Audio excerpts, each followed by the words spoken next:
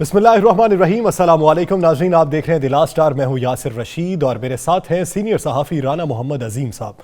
नाज़रीन, शहर इक़्तिदार में आज एहतजाज हुआ, सड़कें बंद हैं, मुजाहिरीन पर लाठी चार्ज भी किया गया, वाटर कैनन का इस्तेमाल भी किया गया और आंसू गैस के शेल भी बरसाए गए। और इतनी आंसू गैस की शेलिंग हुई कि मुल्हिका इलाकों में भी सांस में दुश्वारी का सामना रहा। और ट्रैफिक जैम इस तरीके का था कि इंतजामिया का कहना था कि शहर इक़्तिदार की तारीख में इस तरह का ट्रैफिक जैम नहीं देखा। मुल्हिका सड़कें जो थीं वो भी बंद रहीं, मोटरवे M2 जो है वो भी बदतरीन ट्रैफिक जैम रही वहां पर। और हालिया सूरत हाल ये है कि वजारत खजाना के साथ इस वक्त मुज़ाकरात जारी हैं। मुज़ाकरात किस नहज पर पहुंचते हैं ये तो बाद में देखा जाएगा, लेकिन इसमें अपोजिशन का जो किरदार है, अपोजिशन ने कहा कि मुतालिबात के हक के लिए हम इनके साथ हैं और इनका साथ देते रहेंगे, इनके एहतजाज में भी शिरकत करेंगे, ये इंदिया दिया अपोजिशन ने। इसके साथ साथ हालिया जो इशू है सेनेट इलेक्शन के हवाले से, उस पर हुकूमती मौक़िफ़ और अपोजिशन का मौक़िफ़, इसी बारे में बात करेंगे। हमें ज्वाइन किया है मुस्लिम लीग ज़िया के सदर एजाजुल हक साहब ने। एजाजुल हक साहब, बहुत शुक्रिया आपके वक्त का। एजाजुल हक साहब, आज के एहतजाज से आगाज करते हैं और फिर सियासी सूरत हाल पे बात कर लेते हैं।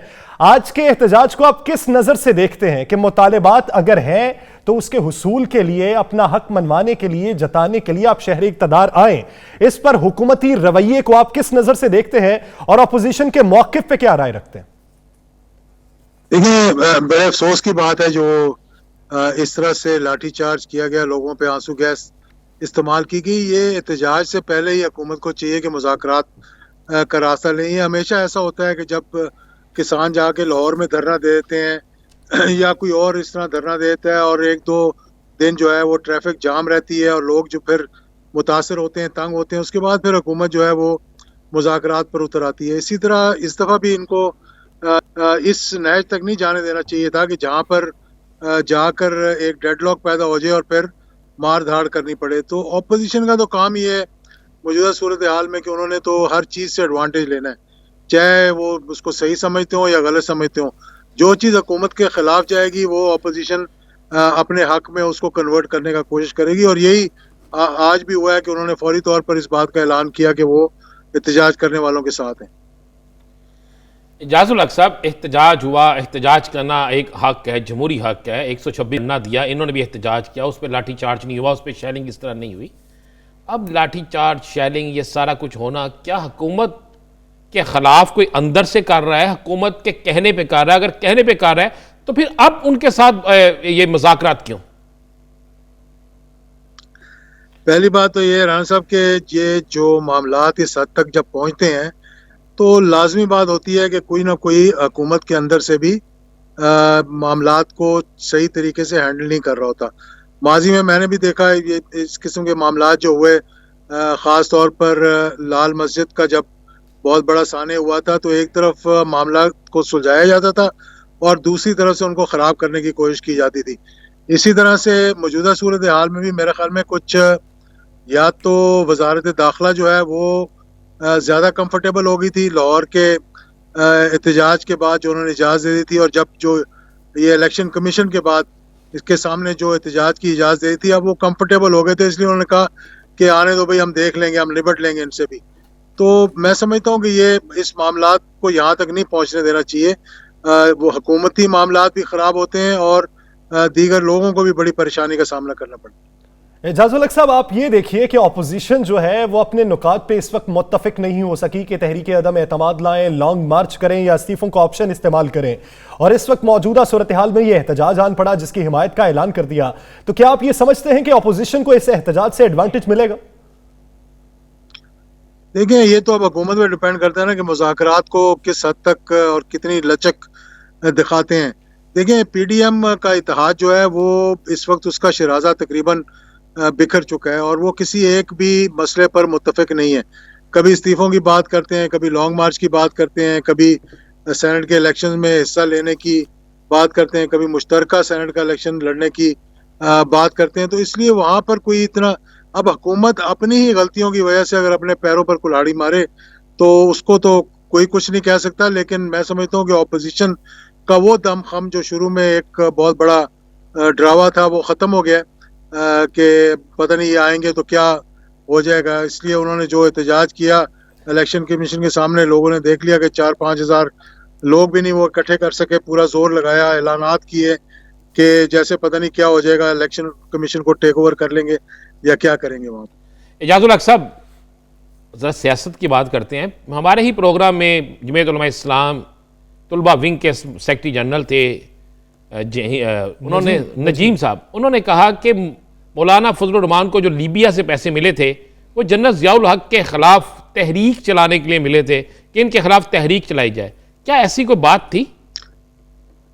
देखिए, हाँ, लाजमी बात है। ये फॉरेन फंडिंग जो थी, ये लीबिया का और मौलाना साहब का बड़ा करीबी ताल्लुक था। मेरे पास कोई शवाहिद तो नहीं, लेकिन अगर उस वाइट पेपर को आप देखें जो उस जमाने में निकला था, तो उसमें इसका थोड़ा बहुत जिक्र जरूर था। लेकिन एक मर्तबा जो मुझे अगर याद पड़ता है, मैं गलती से नहीं हूँ, तो दुबई एयरपोर्ट पर मौलाना साहब आ रहे थे तो उनको रोका गया और यही करेंसी का मामला था, और फिर कुछ देर उनको डिटेन किया गया। फिर हमारी शायद उन्होंने पाकिस्तान किसी से रब्ता किया, हमारी एम्बेसी हरकत में आई और फिर इजाज़त मिल गई उनको ट्रैवल करने के लिए। जिस तरह के न्यूयॉर्क एयरपोर्ट पर लंदन में भी हमारे कुछ सियासतदान करेंसी लेकर जो जा रहे थे, ये जो मौलाना साहब आप कह रहे हैं, ये किस वक्त कब की बात कह रहे हैं? आपके दौर की ये मुस्लिम, जब आप वजीर थे उस दौर में, या जब जन्नत साहब थे उस दौर में, या अब पिछले दिनों में? ये मैं जो बात कर रहा हूँ 90s की बात कर रहा हूँ। 90s के मेरे ख्याल में, अब ये मालूम नहीं कि 97 से बाद में था या 97 से पहले था और ये मुझे याद भी नहीं है कि कौन सी हुकूमत थी, लेकिन ये ज़रूर मुझे वाक़े का अच्छी तरह से इल्म है और ये बिल्कुल हक़ाइक़ पे मबनी ये जो हुआ था।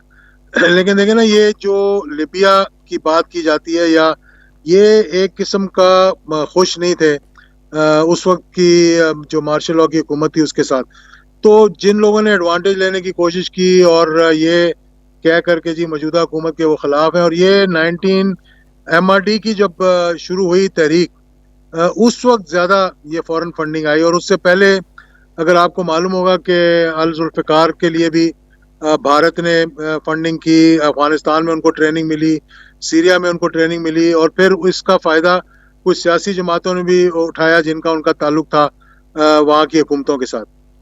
एजाजुल हक साहब, अगर आप समझते हैं कि फंडिंग गैर मुल्की रही है, तो अब तक इन पर हाथ ना डालने की वजह आपके जहन में क्या आती है? देखिए, नजरिया ज़रूरत की बात है सारी। अब जब NRO हो गया था, उसके बाद तो बहुत से मामला जो है वो ख़त्म हो गए। कौन सी पार्टी है, मुझे एक जमात बता दें जिसने बाहर से जिसको फंडिंग ना मिली हो, हुकूमत बल्कि फौजी हुकूमतों को भी बाहर से फंडिंग इलेक्शंस को करवाने के लिए, इलेक्शन में अपनी जो मनचाही जमातें हैं उनको सपोर्ट करने के लिए। अब मैं उन हुकूमतों का नाम नहीं लेता क्योंकि फिर हमारे जो खारजी पॉलिसी, फॉरेन अफेयर्स के अंदर मुदाखलत जो हो जाती है, लेकिन इसमें तो किसी को शक नहीं है और मेरे पास तो इस चीज़ के शवाहिद भी मौजूद है। मुझे मालूम है किस किस जमात को किस किस हुकूमत ने कितना कितना पैसा दिया, और ये बड़ी एक लंबी दास्तान है। जब आपके देखें आप बड़े सीनियर सियासतदान हैं एजाजुल हक साहब, अगर आपको पता है कि किस किस को कितनी कितनी फंडिंग हुई, तो उसको बेनकाब होना चाहिए, सामने लाना चाहिए। क्यों नहीं लाते आप? नहीं, सामने तो ये चीज़ें आ जाएंगी। देखें, 1988 के हादसे के बाद ही जब इलेक्शंस होने लगे थे, तो उस वक्त की हुकूमत ने जब IGI बनाई तो उसने भी एक दो हुकूमतों के साथ राब्ते किए थे और उनको वहाँ से कुछ फंडिंग आई भी थी और कुछ बाकी मामलात भी हुए थे। फिर उसके बाद जब मोहतरमा वापस आ गई और एक हमला हो गया और उन्होंने पहले कहा कि वो नहीं आएंगी, फिर उन्हें वो ज़बरदस्ती आ गई पाकिस्तान के अंदर। तो फिर जो मियां नवाज शरीफ साहब को भी यहाँ भेजा गया, तो खाली हाथ नहीं भेजा गया था। जब भेजा गया था तो अच्छी तरह से उनके साथ मामलात करके उनको भेजा गया था ताकि वो भरपूर तरीके से इलेक्शंस में हिस्सा ले सकें, और जो भी सपोर्ट उनको चाहिए थी, फिर बहुत से उनके दोस्तों ने बाहर से उनकी मदद की इसमें। बहुत शुक्रिया एजाजुल हक साहब इस हवाले से अपना वक्त देने के लिए। नाज़रीन, इस पर बात करेंगे एक शॉर्ट ब्रेक के बाद। Stay with us.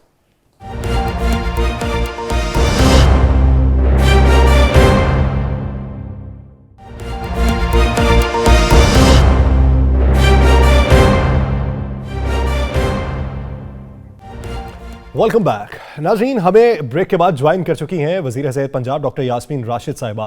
डॉक्टर साहिबा, बहुत शुक्रिया आपके वक्त का। डॉक्टर साहिबा, इस वक्त सियासी महाज भी काफी गर्मा गर्म है, तो आपको उस महाज पे भी लेके चलेंगे, लेकिन सबसे पहले आपको मुबारकबाद देते हैं। वज़ीर आला पंजाब ने जो यूनिवर्सल हेल्थ कार्ड के इजरा की स्कीम का आगाज किया है और इसे पूरे पंजाब में फैलाया जाएगा और हर शहरी को हुकूक दिए जाएंगे कि वो अपना मुफ्त इलाज करवा सके, तो इसमें बेहतरी के हवाले से और इसकी जो हिकमत अमली तरतीब दी गई है, कैटेगरी क्या होगी, इस पे पहले बात कर लेते हैं, फिर सियासी इश्यूज पे बात करेंगे। ये यूनिवर्सल हेल्थ कार्ड किसे किसे मिलेगा? ये हर पंजाब के शहरी को मिलेगा, क्योंकि इमरान खान साहब की ये विजन है और चीफ मिनिस्टर साहब की कि हर शहरी का हक है सेहत की सहूलत पे। और कोई ज़रूरी नहीं है कि एक मिडिल क्लास के बंदे के घर में भी अगर कोई खुदा न खास्ता बीमारी आए तो कई दफ़ा उनके लिए भी बहुत बड़े मसले खड़े हो जाते हैं। तो ये इम्पॉर्टेंट है कि हम हर फैमिली को कार्ड दें।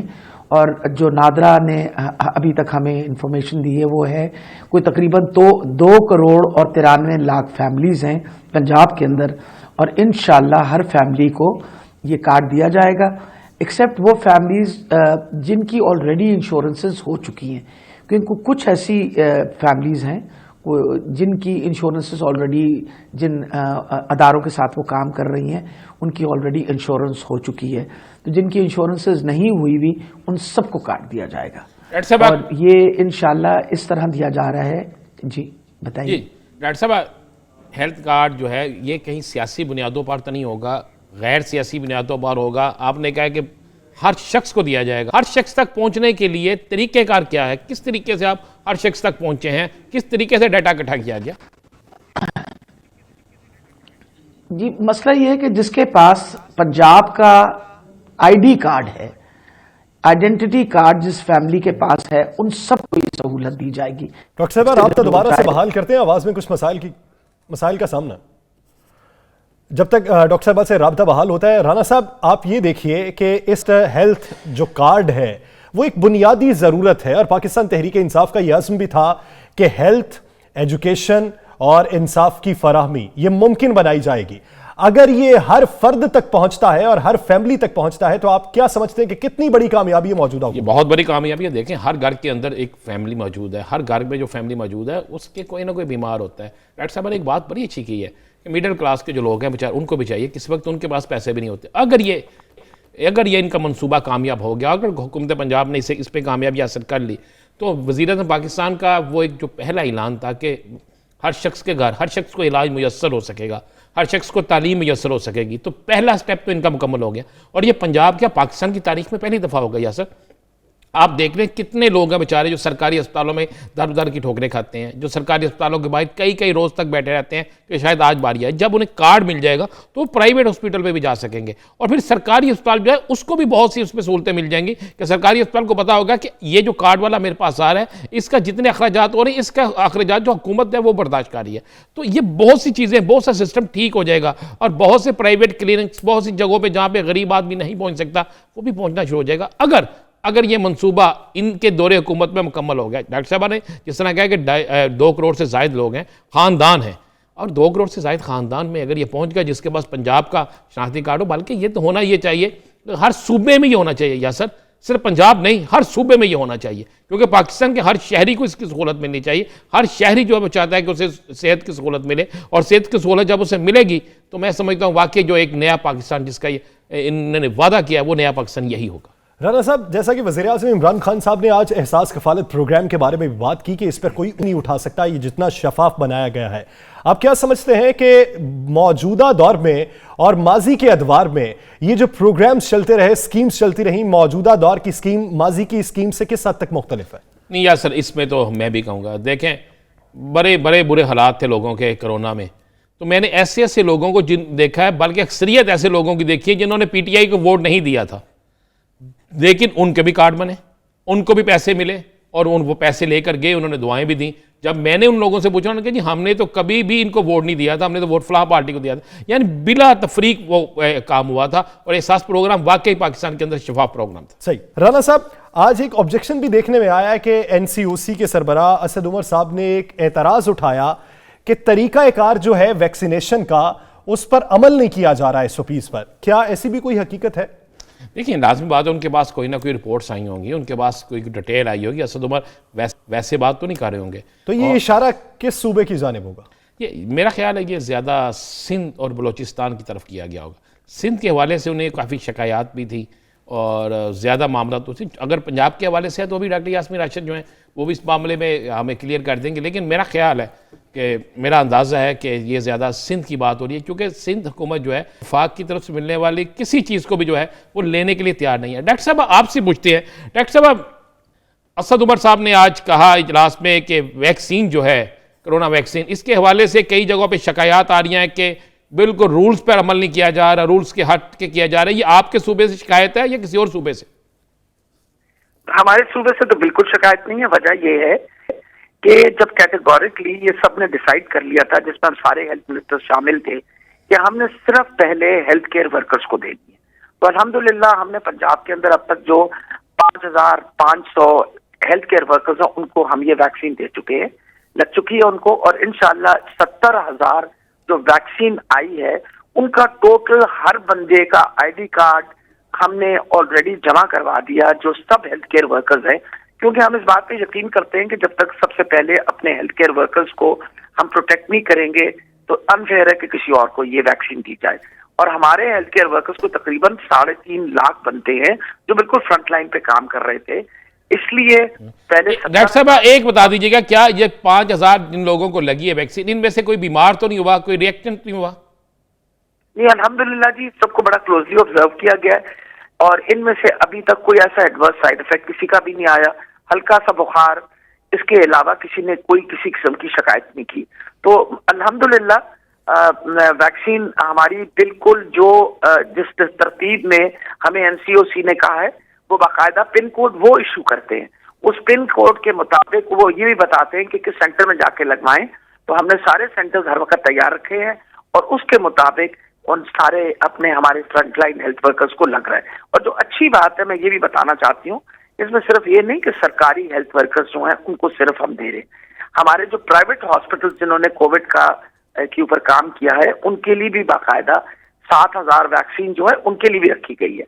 फिर जो एम्बुलेंस ड्राइवर्स हैं, जैसे 1122 के आपको पता है मरीजों को लेके अस्पतालों में लाए हैं, उनके लिए अलहदा वैक्सीन है। फिर वो लोग जो लैब के, आपको पता है कॉन्टैक्ट ट्रेसिंग एक बहुत बड़ा अमला जो है वो काम करता है कॉन्टैक्ट ट्रेसिंग पे, लोगों के घरों पे जाके उनके सैंपल्स इकट्ठे करता है, उनके लिए भी वैक्सीन है।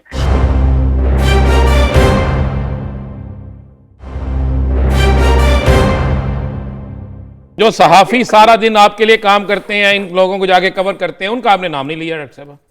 आप फिक्र ना करें, जिस दिन ये हेल्थ केयर वर्कर्स जो हैं, जो आपको पता है फ्रंट लाइन पे बिल्कुल बीमारी के साथ काम कर रहे हैं, उनकी जब इंशाल्लाह मुकम्मल होगा तो उसके बाद जो हमने अगला शुरू करना है, वो आपको पता है कि हर वो बंदा जो 65 साल से ज्यादा जिसकी उम्र है, तो इंशाल्लाह जितने सहाफी 65 साल से ऊपर है उन सबको लग जाएगा। डॉक्टर साहब, आप बुलंद हौसले और अज़्म के साथ इसकी वाफर दस्तयाबी तक हम ये सेक्रीफाइस करने को तैयार हैं। मुल्क व कौम की बेहतरी के लिए फैसले होने चाहिए। डॉक्टर साहब, अब कुछ सियासी और इंतजामी मामलात पे बात कर लेते हैं। आप बतौर सियासी कारकुन क्या समझती हैं कि इस्लामाबाद में आज जो एहतजाज हुआ और जिस तरीके से उसको डील किया गया, क्या तरीका यही होना चाहिए था? देखिए, मेरा ख्याल है जी, मैं क्योंकि एक तो एहतजाज पे मुझे तो कभी भी एतराज नहीं, और मैं हमेशा कहती हूँ एहतजाज करना चाहिए, लेकिन एहतजाज जब तक आप पीसफुल रखेंगे तो तब तक इस किस्म का रिएक्शन, आपको पता है मैं तो बहुत ज्यादा एहतजाजों में सारी जिंदगी शामिल रही हूँ, और हमेशा जब कोई 8-10 बंदे इसको खराब करने की कोशिश करते हैं, अगर पीसफुल एहतजाज होता तो मुझे यकीन है कि इस तरह की कोई बात नहीं होती थी, लेकिन वो पीसफुल की जगह उसको बाकायदा खराब किया गया है एहतजाज को। फिर दूसरी बात यह है कि देखिए, इसके अंदर ये जो सियासत मिला दी गई है ना, इसके अंदर बाकायदा सियासी वर्कर्स अंदर एंटर करके इन लोगों ने इसको मजीद खराब किया, उसका बुरा असर पड़ा है। लेकिन जहां तक ताल्लुक था, मुझे बड़ी खुशी इस बात की कि इस वक्त नेगोशिएशन चल रही हैं, उनके लोग भी बैठे हुए हैं, हुकूमत के लोग भी बैठे हुए हैं, और मुझे बहुत उम्मीद है कि इंशाल्लाह सोल्यूशन निकल आएगा। देखें, हुकूमत ने तो पहले ही एग्री किया हुआ था कि 40% इंक्रीज इन सैलरी, और ये तो ग्रेड 16 तक के मुलाजमीन के लिए था। फिर आपके सामने अचानक अब ये बात सामने आ गई है कि शायद ये ग्रेड 22 तक की है। लेकिन बात ये है, अच्छा डॉक्टर साहब, इससे जरा आगे चले जाते हैं। जरा एक वीडियो लीक हुई सबके सामने आई, स्पीकर हाउस के अंदर पैसे दिए गए। आज हुकूमत के खिलाफ अपोजिशन का यह कहना है कि जिस स्पीकर ने स्पीकर हाउस के अंदर पैसे दिए गए वो बड़ी अच्छी सीट पे बैठ गए, जिस वज़ीर आला पे इल्ज़ाम लग रहा है वो भी वज़ीर है, जिनको पैसे दिए गए वो भी वज़ीर थे। तो इस सारे सिनेरियो में आप क्या समझती हैं कि वाकई अगर स्पीकर हाउस के अंदर ये सब कुछ किया गया है तो इस पर क्यों हुकूमती या स्पीकर का अमला मुलव्वस था, स्पीकर हाउस के अंदर के लोग मुलव्वस थे कि तरीके इंसाफ के कोई अहम लोग मुलव्वस थे? मेरा ख्याल है जी इम्पोर्टेंट ये है कि मेरा ख्याल है तहरीक इंसाफ ही एक ऐसी पार्टी है और उसका चेयरमैन ही एक ऐसा लीडर था जिसने, आपको पता है कि 2018 के इलेक्शन के अंदर जब पता चला कि इस किस्म की कोई बात है तो आपको पता है हमारे 20 लोग जो थे उनको उससे पार्टी से फारिग किया गया था। इस तरह का एक्शन आज से पहले कभी किसी ने नहीं लिया। और इमरान खान साहब पहले दिन से, आपको पता है कि हम इस बात पे बिलीव करते हैं कि सेनेट की इलेक्शन हमेशा मतनाज़ा इस वजह से रही कि हमेशा कहा गया कि उधर हॉर्स ट्रेडिंग होती है, पैसे चलते हैं। और ये बात मिसाक जमहूरियत जो इन्होंने चार्टर ऑफ डेमोक्रेसी लिखा था उसके अंदर इनका अपना एक क्लॉज था जिसमें उन्होंने कहा था कि जी it should be an open election, particularly जो सेनेट का इलेक्शन है। हमारा सबसे, आपको पता है, अपर हाउस है और जितनी साफ और शफाफ इसकी इलेक्शन होगी उतनी बेहतरी आनी। डॉक्टर साहिबा, उन्होंने तो बतौर उस वक्त पार्टी चेयरमैन एक्शन लिया और उन कारकुनान को पार्टी से निकाल दिया गया, लेकिन अब बतौर वजीर आजम, तब की बात छोड़े, तब शवाहिद मौजूद नहीं थे, अब तो वीडियोस भी मौजूद हैं, तो उन अराकीन ने जिन्होंने पैसे लिए उन पे तो एक्शन लिया जा रहा है, तो जो पैसे दे के सेनेटर बन गए अब मिसाल कायम करें, सेनेटरशिप खत्म करवाएं, उनकी पूरा केस चलाएं। जी मेरा ख्याल है अगर ये आई है सामने, आपका क्या ख्याल है इमरान खान साहब छोड़ देंगे उनको? सबसे बड़ी बात आपके सामने है कि वहां के जो कानून के वजीर है उन्होंने ऑलरेडी अपनी रेजिग्नेशन दे दी है। और मैं ये आपको बात बता दूं कि यही पार्टी है जो अपने लोगों के खिलाफ इमीडिएटली एक्शन लेती है। कभी आपने किसी और पार्टी को देखा है? आज मुझे आप तारीख में बता दें कि कभी किसी और ने कभी एक्शन लिया? बल्कि यही काम, अगर आपको छांगा मांगा की सियासत याद हो और ये सारी बातें, ये तो काम इन्होंने ही शुरू किए थे। ये जो पैसे चलाने वाला काम है, अब आप मेरी इलेक्शन, मेरे जैसे मैं अपने आप को एक मिडिल क्लास का बंदा कहती हूँ, आपको पता है कि दुनिया का मुश्किल तरीन काम था मेरे लिए इलेक्शन लड़ना। तो मेरे से प्रोग्राम से पहले वो फरमा रहे थे इजाजुल हक साहब, तो मैं आपको बताना चाहती हूँ, मैं तो अपनी बाकायदा, आपको पता है, गली गली फिर के एक एक दरवाजा खटखटा के वोट मांगती थी। मैं तो वोट खरीदने की पोजीशन में नहीं थी, लेकिन मुझे पता है कि मेरे ही भी इलेक्शन में किस तरह वोट खरीदी जा रही थी। ये इस तरह की जो बातें सामने आती हैं वो बड़ी तकलीफें होती हैं। और मेरा ख्याल है कि सेनेट की इलेक्शन के लिए जो डिसीजन दी गई है बहुत अच्छा ऑर्डिनेंस है। हमें बाकी भी हर तरीके से इलेक्शन के अंदर तरमीम लानी चाहिए ताकि ये जो पैसे की खेल है ये खत्म हो, वरना हमारे जैसे लोग जो हैं उनके लिए तो इसी तरीके से भी सियासत में आना मुश्किल होगा। मैं तो खुद वो वाली बात है कि डॉक्टर साहब, अगर अगर अगर अगर अगर चूंकि सुप्रीम कोर्ट में केस हम कोई कह नहीं सकते, अगर 1% फैसला ये आता है कि खुफिया बैलेटिंग के जरिए ही इलेक्शन होगा, अगर मैं कह रहा हूँ ये फैसला आता है, तो आपका हदशा, वज़ीर आज़म साहब का भी हदशा यही है, बहुत से लोगों का हदशा यही कि वोट की खरीदो फरोख्त होगी और 20 लोग आपने जो निकाले, इसी तरह उसकी वीडियो भी सामने आ गई, तो मज़ीद ये सब कुछ हो सकता है। तो आपकी पार्टी क्या हिकमत अमली बना रही है अगर ऐसा होता है, खुफिया वोटिंग के लिए रायशुमारी होती है, तो फिर आपकी पार्टी किस तरीके से सर्वाइव करेगी? देखिए जी, मेरा ख्याल है जो अहम चीज है वो ये है, कितना इम्पोर्टेंट है कि इन चीजों की निशानदेही हो रही है। लोग अब बहुत ज्यादा एहतियात करेंगे और हिफाजत करेंगे, और हमें भी पूरी कोशिश करनी चाहिए कि जो हमारे इस वक्त जो सेनेटर्स जिनके नाम करेंगे मुकर्रर, वो हमारे वो लोग होंगे जो पार्टी के साथ एक हमदर्दी रखते हैं, जो पार्टी का साथ दे चुके हैं। ये खरीदो फरोख्त जो होती है ये सबसे ज्यादा, मैं वो क्या कहूँ, मुझे तो इतनी तकलीफ होती है जब इस तरह की मैं चीज देखती हूँ। इंशाल्लाह हर किस्म का एहतियात किया जाएगा और हर किस्म की हिफाजत की जाएगी। लेकिन ये मैं बताना चाह रही हूँ आपको कि अगर सुप्रीम कोर्ट ने डिसीजन दे दिया तो ऑलरेडी हमने कहा है कि then we can not do anything about it, will die, it will according to जो ऑर्डिनेंस, उसके बारे में ऑलरेडी ये बात कही जा चुकी है। किसी तरीके से भी हम सुप्रीम कोर्ट को डिफाई नहीं करेंगे। लेकिन मैं अपने एक्सपीरियंस से ये बता रही हूँ, मैं 3 इलेक्शन लड़ी कि पैसे के साथ, पैसे के बगैर लड़ना इलेक्शन मुश्किल तरीन का होता है तो नेचुरली। लेकिन अगर ये ट्रेंड हम नहीं लाएंगे कि हम लोग वोट मांगनी सीखें और वोट खरीदनी बंद करें, तब तक मैं आपको यकीन से कहती हूँ कि हालात कभी असेंबलियों के बेहतर नहीं हो सकेंगे। वो लोग जो वोटें खरीद सकते हैं, they will continue coming into the assembly.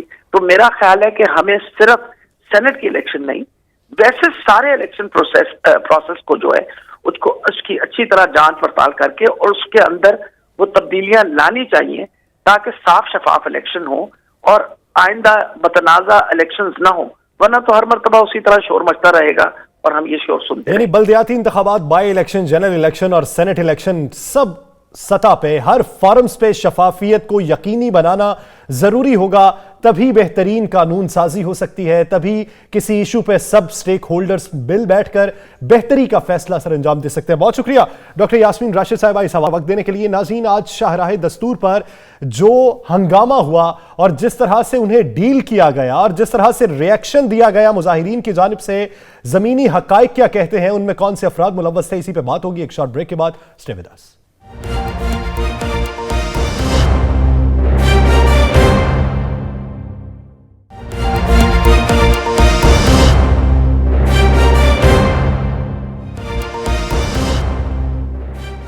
Welcome back. नाज़रीन, अपने हुकूक के लिए अगर एहतजाज करना पड़े तो एहतजाज करना चाहिए। जमहूरी मुआशरे का यह असलूब रहा है कि एहतजाज मुआशरे को हुस्न बख्शता है। अगर आप अपने हुकूक के लिए नहीं खड़े होंगे तो कब खड़े होंगे? लेकिन उसका तरीका एकार मुहज़्ज़ब मुआशरे से तशबीह वाला होना चाहिए, ना कि किसी और मुआशरे से। अगर आप अपने हुकूक के लिए खड़े हैं तो फिर किसी दूसरे की आवाज आपको नहीं सुननी चाहिए, बल्कि अपने हुकूक को ही लेकर आगे बढ़ना चाहिए और उसी पर डटे रहना चाहिए। जमहूरियत में और जमहूरी मुआशरे में हुकूमतों का तर्ज अमल भी ऐसा ही होना चाहिए। लेकिन आज के एहतजाज में क्या कोई दूसरी कुव्वतें भी कार फरमा थी? इसी पर डिबेट होनी चाहिए। राना साहब, आज जो एहतजाज था, क्या उसमें सरीहन सब लोग जो थे, ये सब के सब सरकारी मुलाजमीन थे या इनमें किसी और की भी पुष्पनाही थी? देखें यासर, मैं आज फिर हम एक खबर ब्रेक करते हैं। ज़रा इस फुटेज को देख लें ज़रा। सबसे पहले मैं उस फुटेज को मैं कहूँगा दिखाएं जो गेट खोल के कुछ लोग अंदर आ रहे। देखिए, मुजाहिरीन आए अपने एहतजाज हक के लिए, उन्हें हक हासिल है एहतजाज करने का, उन्होंने एहतजाज करना चाहिए था, उन्होंने एहतजाज किया और पुरअमन रह के एहतजाज करना चाहिए था। ये जिन लोगों ने गेट खोला है, इनमें से चंद तो मुलाजमीन हो सकते हैं, सारे मुलाजमीन नहीं हो सकते। गेट खोलकर किसी इमारत के या किसी जगह के अंदर दाखिल होकर कोई हल्ला गुल्ला करना या आपको नजर आ रहा है ये सारा कुछ करना, क्या आप समझते हैं कि ये सब कुछ करने वाले मुलाजमीन ही हो सकते हैं? या सर हुआ ये है, 100 से जायद, ये मैं आपको तादाद बता, 100 से जायद ऐसे अफराद की लिस्ट तैयार हो चुकी है जो मुख्तलिफ सियासी जमातों से तल्लक रखते थे, मुख्तलिफ सियासी जमातों के ट्रेडर्स विंग के, लेबर्स विंग के ओहदेदारान थे। वो इन जुलूसों में, इस जलसे में, इस जुलूस में उस वक्त शामिल हुए जब उन्होंने देखा कि मजमा बहुत ज़्यादा गर्म हो चुका है। नारेबाजी, पथराव में उनका ज़्यादा अहम रोल रहा, मुलाजमीन का इतना अहम रोल नहीं रहा। अब होता क्या है, जब एक बंदा पत्थर मार रहा हो, आगे से शेलिंग हो रही हो, 4 बंदे साथ वैसे खड़े होकर पत्थर मारना शुरू कर देते। पहला यह एहतजाज है जिसमें हुकूमत की तरफ से मिस हैंडल किया गया। पुलिस ने, क्या हो जाता, मैक्सिमम जितने लोग थे पुलिस खड़ी हो जाती, रोकती, उन्हें आखिरी हद तक रोकने की कोशिश करती, लेकिन पुलिस ने भी जल्दबाजी की और बेइंतहा शेलिंग की, जिससे मुलाजमिन तो क्या पूरा इस्लामाबाद ही जरगमाल बन गया। इस्लामाबाद के लोग बेचारे घरों के अंदर महसूर होकर रह गए, मासूम बच्चे छोटे बिलकते रहे सड़कों पे, आंसू गैस आपको पता नहीं बर्दाश्त की जा सकती। अब इसमें जो आपने सवाल पूछा, मेरे पास जो इतला है और मैंने बड़े एक जुम्मेदार शख्स से बात की, तो उसका कहना था 100 से जायद मुख्तलिफ सियासी जमातों के ऐसे लोग थे जो मुतहर्रक तरीन थे, जो मुख्तलिफ टोलियों में थे, और फिर उन्होंने इस जलती पे तेल का काम किया कि जब उन्होंने कहा कि तोड़ो गेट आगे निकलो, तोड़ो गेट आगे निकलो, गेट को तोड़ा गया, आगे निकला गया, फिर शेलिंग शुरू हुई, उनकी तरफ से पथराव किया गया, मुलाजमीन भी उनके साथ मिल गए, फिर एक पूरा मैदान जंग बन गया। फिर यह भी बात वहां पे बिल्कुल है कि ये सारा जब चलता रहा तो 4 बड़े सियासी लीडर आपस में मुसलसल राब्तों में थे। और ये तो अभी कहा गया ना 1-2 लीडर्स की तरफ से कि वहाँ हम इस एहतजाज की हमायत करते हैं। एक फुटेज ऐसी भी मौजूद है, मेरा ख्याल है कल या परसों ये सामने आ जाएगी, कि जिसमें नजर आएगा कि अचानक सरकर्दा सियासी कारकुन उसमें शामिल हुए, जिनमें से किसी का भी किसी भी सरकारी इदारे से तल्लुक नहीं था। यस, ये तो है इस पूरे मजदूरों की, मुलाजमीन की तहरीक को सबोताज करने की कोशिश है।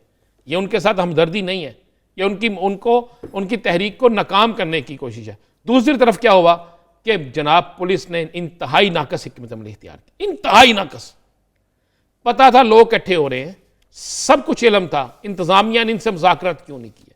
इनको इकट्ठा, जब आप समझते हैं कि ये एहतजाज करेंगे रास्ता अंदर आ सकते हैं, आपको अगर इतला है कि सियासी जमातें इसमें आ सकती हैं, जिस तरह अभी बहुत से जगहों पे कहा भी जा रहा है, जब ये सारा कुछ है तो फिर बाज़ औक़ात देखने में यह आता है कि सरकारी मुलाजमीन सरकारी इमलाक को नुकसान ज्यादा नहीं पहुंचाते। अगर उनका एहतजाज हो तो पुरअमन ज्यादा होता है। ये खदशा होता है किसी सियासी जमात की जानिब से। आप ये देखें कि रेड जोन में सियासी जमातों को जलसे की इजाजत दे दी, धरना देने की इजाजत दे दी, तब कुछ ऐसा नहीं हुआ।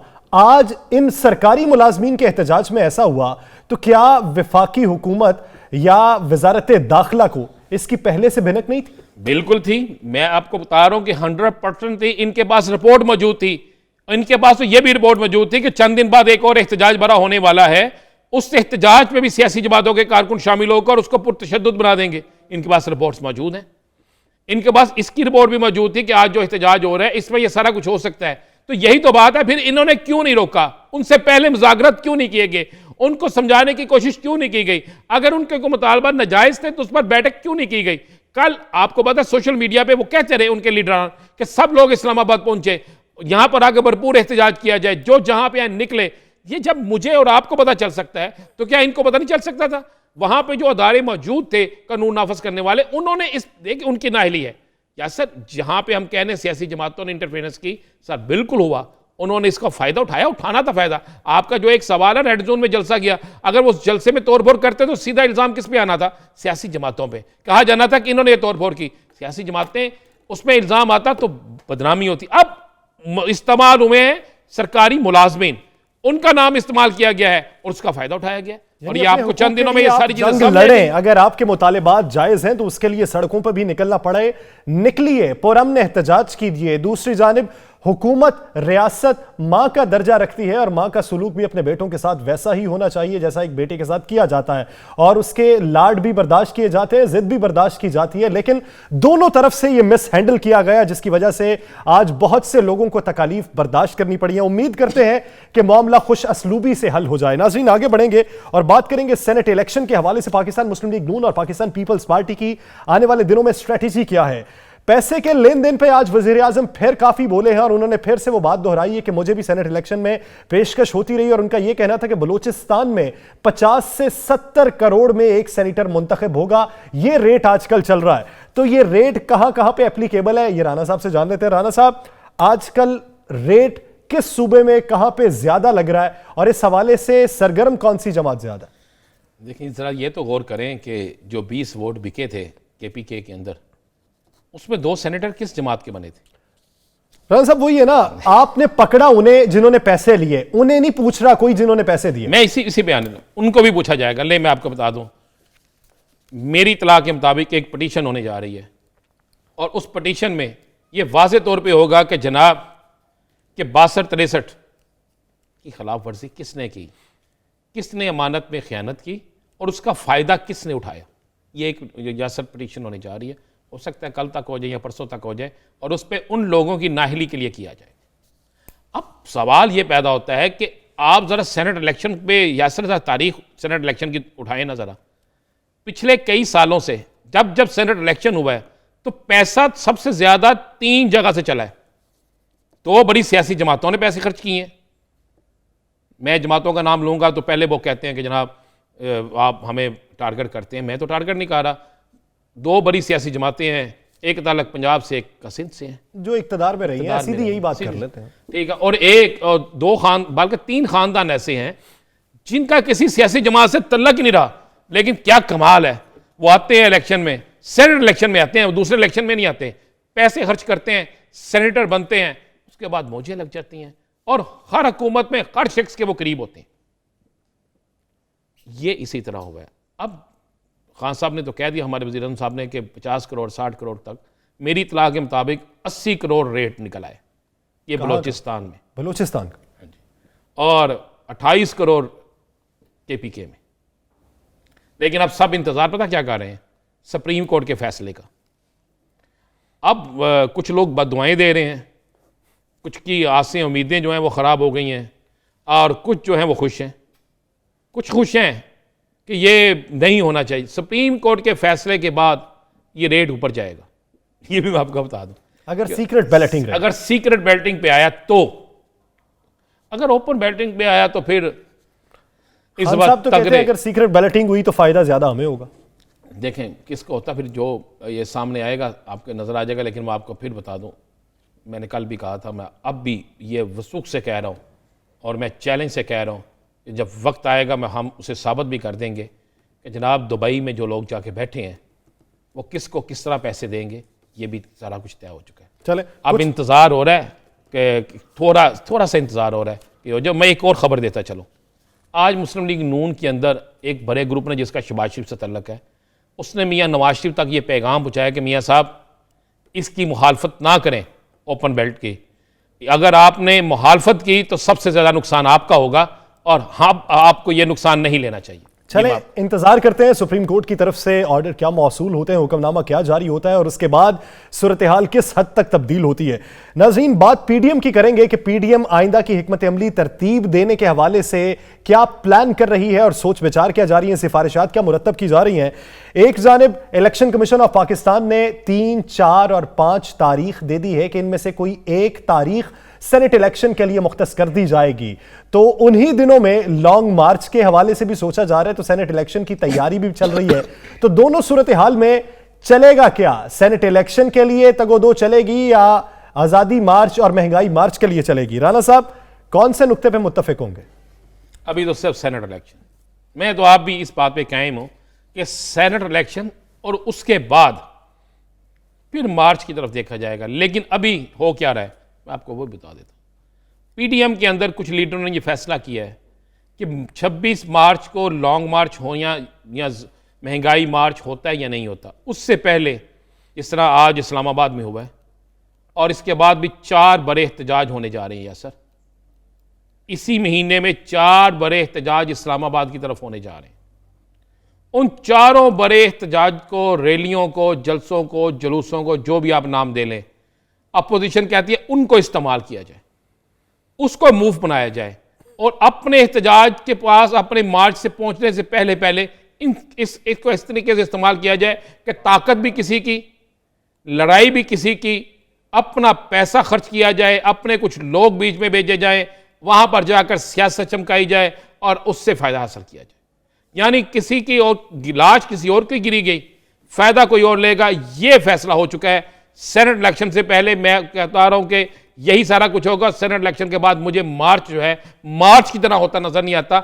मार्च जरूर होगा लेकिन वो मार्च होगा जो बिल्कुल सादा सा होगा, जिसमें किसी की भी तवक्को, किसी की ख्वाहिश जो है वो पूरी नहीं हो सके। यानी हुकूमत के खिलाफ जंग जो है उसे प्रॉक्सी वॉर की शक्ल देने की कोशिश की जा रही है कि यानी आमने सामने से ना लड़ा जाए बल्कि इसमें किसी को फरीक बनाया जाए, सहूलतकार बनाया जाए और फिर अपने मकासद हासिल किए जाए। नाज़रीन, द लास्ट आवर से मुझे और राना अजीम साहब को दीजिए इजाजत। अल्लाह ने